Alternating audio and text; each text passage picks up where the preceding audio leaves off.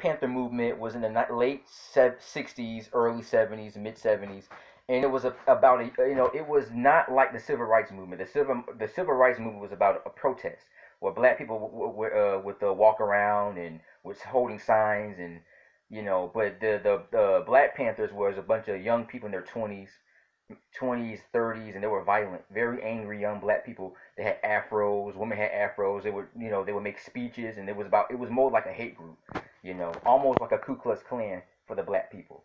It was nothing like Malcolm X. Malcolm X was different, and Martin King was different. With Malcolm X, it was more like he was a Muslim. It was more like he likes his own people.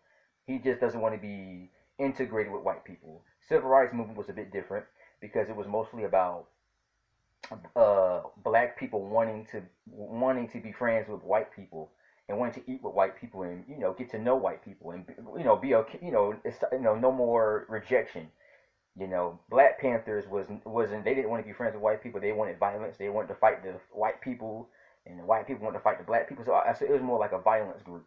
Didn't last long because of Fred Hampton was a 21-year-old man. He was in the Black Panther. He was very angry, aggressive young black man, and he was killed when he was 21 by the FBI.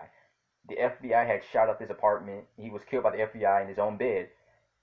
After he was killed, the things changed. The Black Panther movement didn't really last too long. Things went out to riots and stuff like that. It was over with. But then a couple decades later, we come into the Black Lives Matter, which is nothing like the Black Panther. Black Panthers were very violent, very violent. It was and Martin Luther King wanted to get rid of the Black Panthers because he thought they were just a bunch of angry young black people.